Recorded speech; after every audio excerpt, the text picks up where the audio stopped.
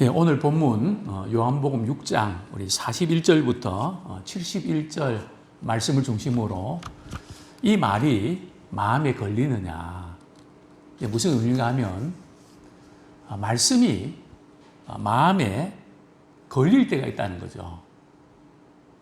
예수님이 이 말씀을 듣고 마음에 걸려서 마음에 시험이 들어서 그냥 예수님을 떠나는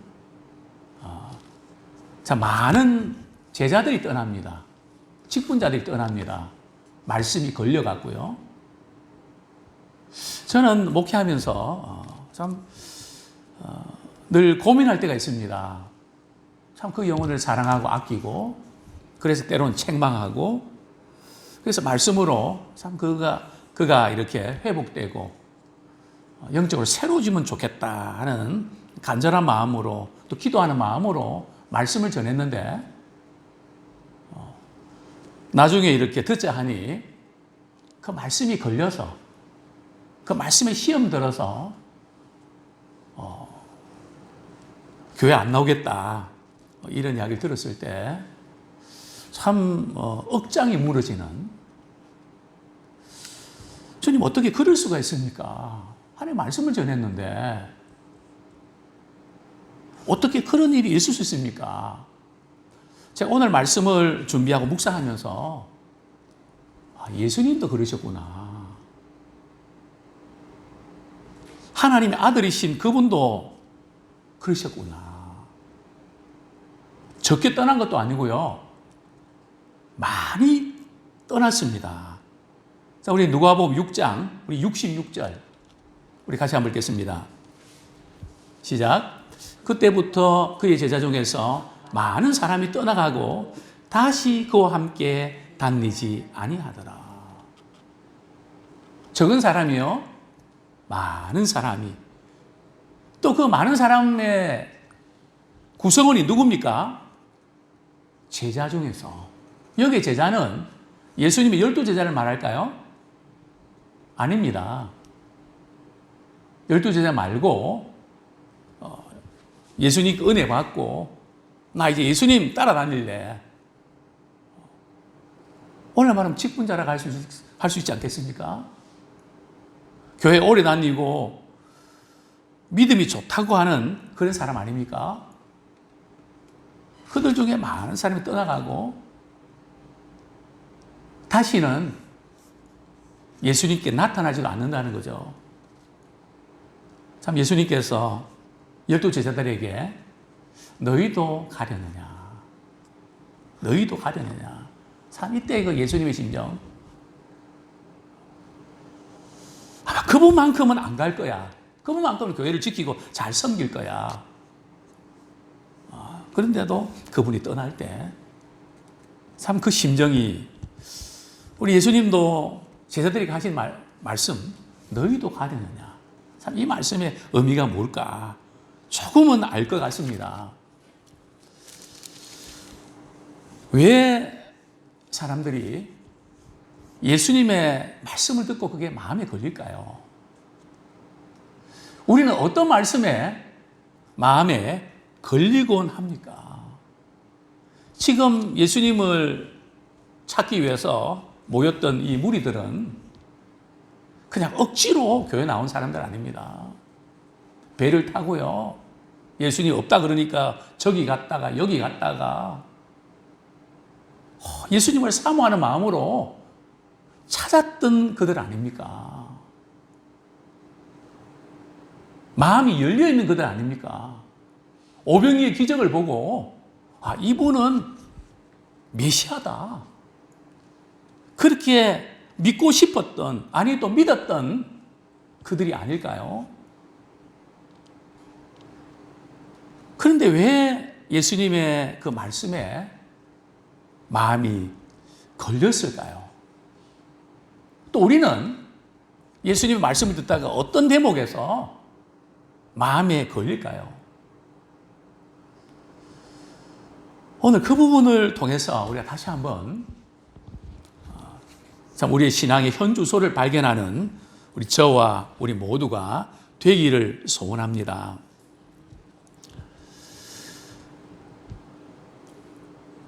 우리 요한복음 우리 6장 41절 42절 말씀에 보면 이런 말씀이 나옵니다.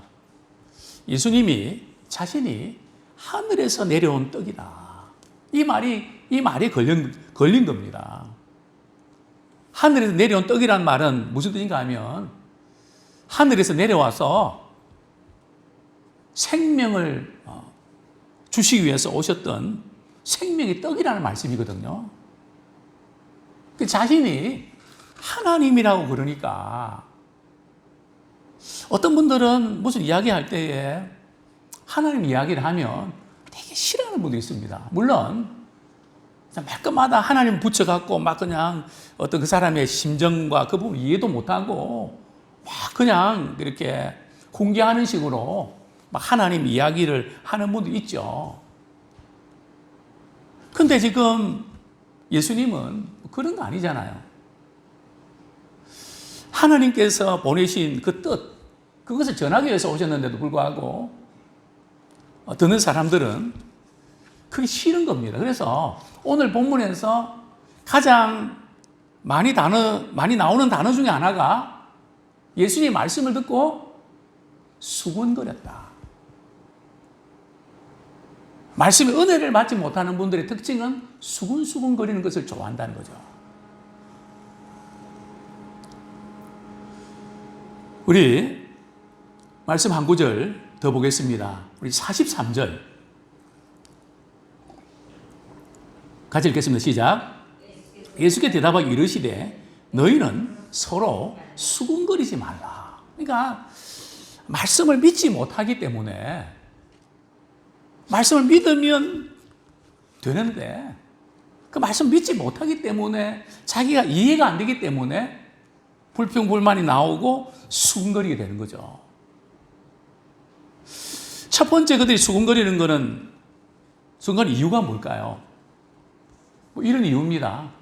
인간적인 차원에서 예수님을 볼 때 어떻게 예수님이 하나님의 아들이 될 수 있냐는 거죠. 예수님은 누구의 아들이라고요? 요셉의 아들이고 예수님의 형제들, 누이 동생들도 아는데 자꾸 하늘에서 내려왔다 그러니까 하나님이 내 아버지라 그러니까 그 이해가 안 되는 겁니다.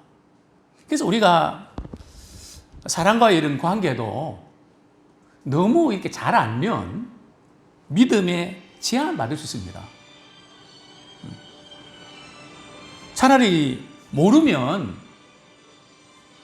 그냥 그대로 믿는데 너무 잘 알면 믿음에 한계를 느낄 수 있다는 거죠.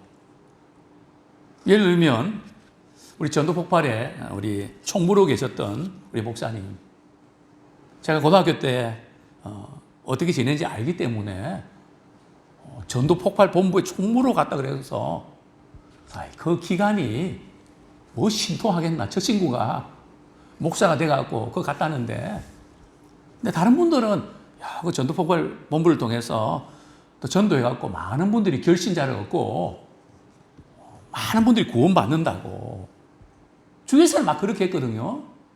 근데 저는 그 친구를 아니까 에이 그 친구한테서 무슨 선한 것이 나오겠. 그 나중에 제가 그 회개했습니다. 정말 그렇게 볼 것이 아니고 좀 하나님께서 역사하시면 참 저렇게 변화될 수 있는데 내가 선입견 가지고 그렇게 여겼구나.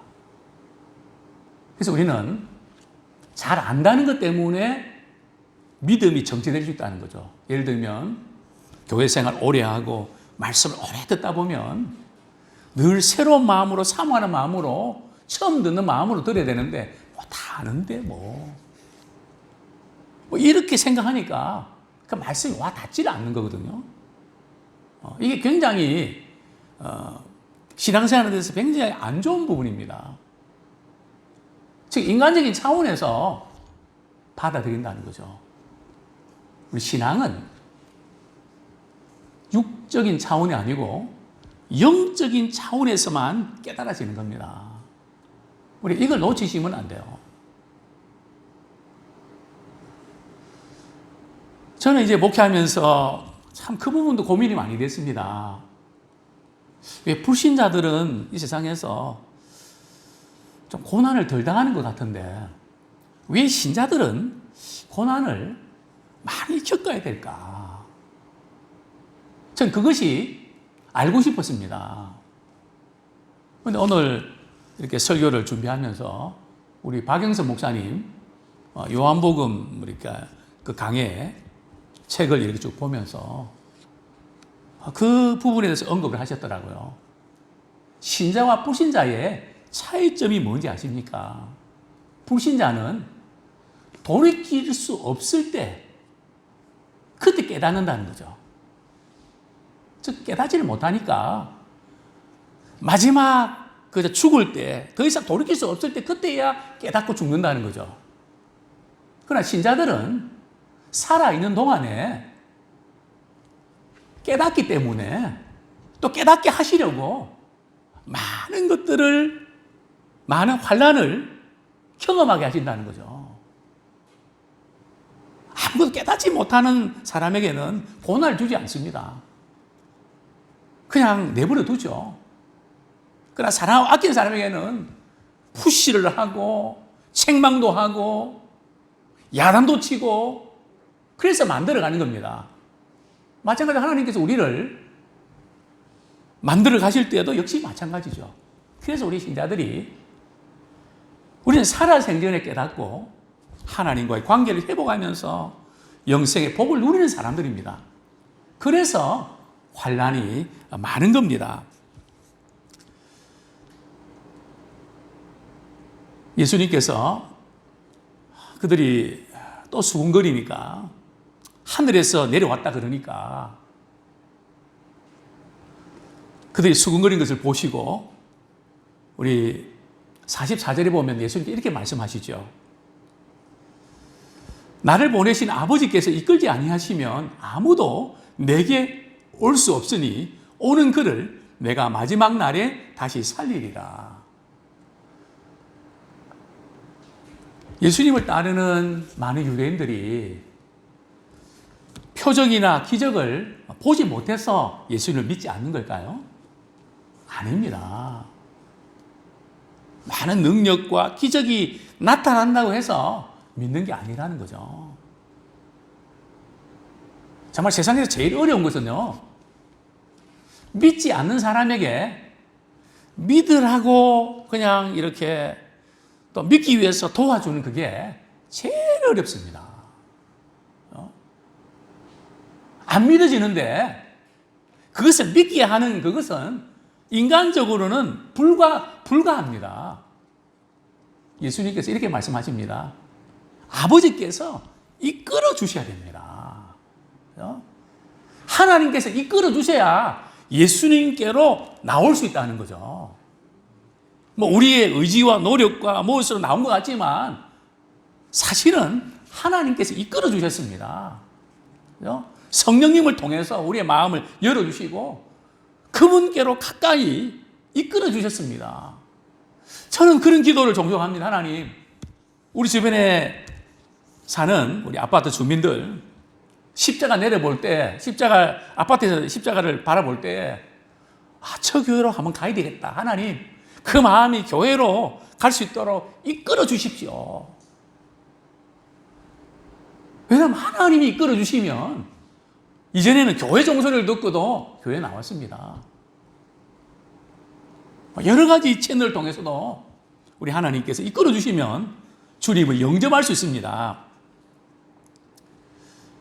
우리 45절 말씀 우리 같이 읽겠습니다. 시작.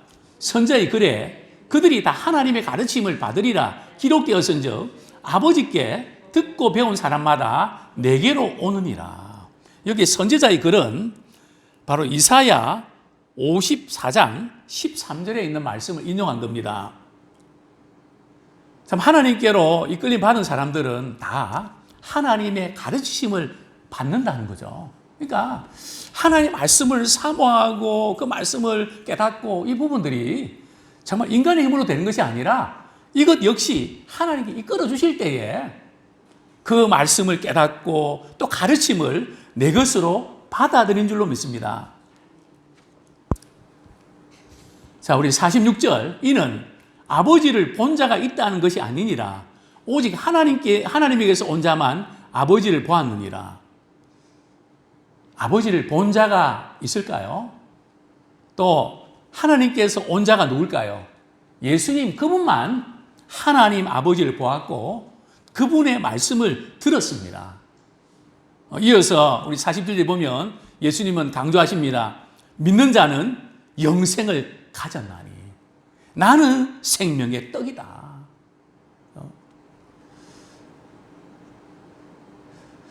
예수님께서는 영적인 차원에서 자꾸 말씀하십니다. 그러나 육신의 차원에 잡혀있는 그들은 예수님의 말씀을 이해를 못합니다. 그래서 예수님께서 이렇게 말씀하시죠. 너희 조상들은 광야에서 만나 먹고 죽었지만 하늘에서 내려온 이 떡을 먹는 사람은, 즉 예수님을 믿는 사람은 영생한다. 예수님을 믿어야 영원한 생명을 얻는다. 이 말씀을 또 들으니까 이제는 서로 다툽니다. 아까는 수군거렸는데 수군거린 단계에서 한 걸음 더 나가면 다투는 거예요. 왜 다투는가 하면 어떤 사람은 예수님을 생명의 떡으로 믿는 사람이 있었는가 하면 어떤 사람은 어떻게 예수님이 생명의 떡이냐. 또 오늘 본문을 보면 생명을 위한 내 살이다. 내 살을 먹고 내 피를 마시지 아니하면 너희 속에 생명이 없다 그러니까 이게 도대체 이게 무슨 소리냐. 이 육적인 차원으로 이게 이해가 됩니까?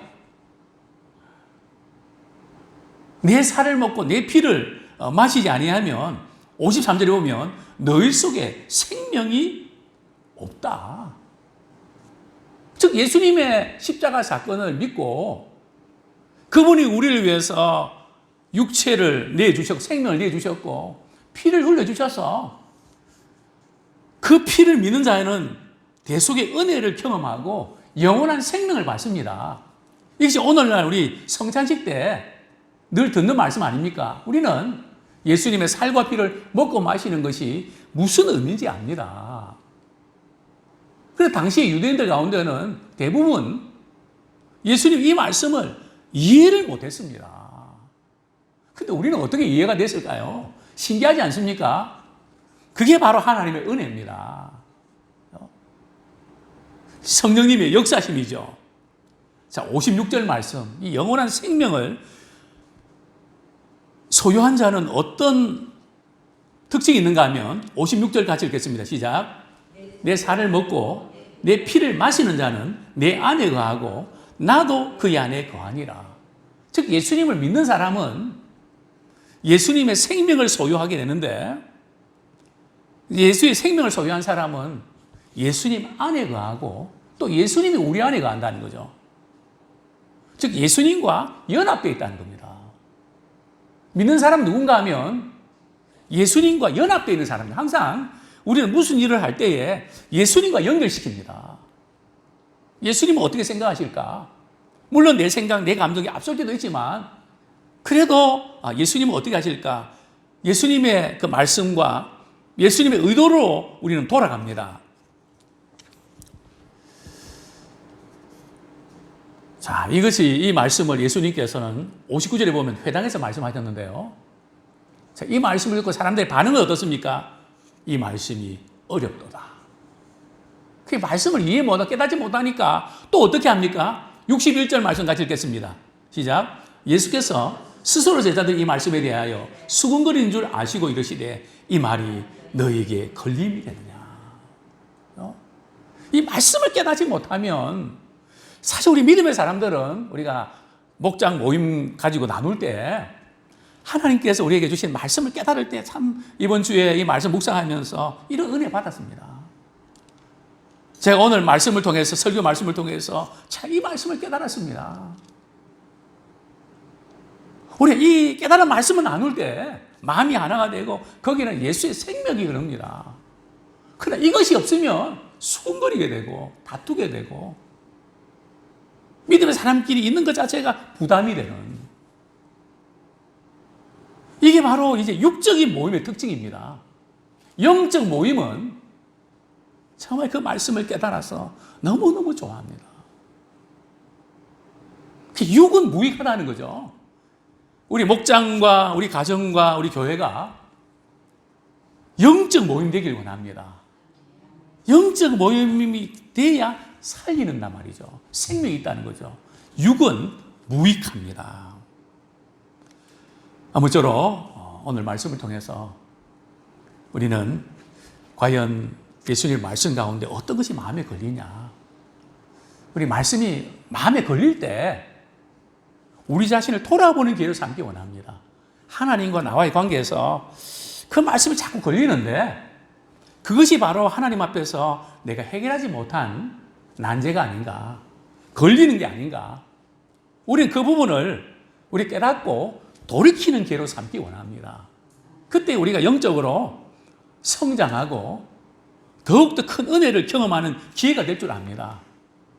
말씀이 걸려서 주님을 멀리하는 참 가룟 유다와 같은 사람이 되지 않기 원합니다.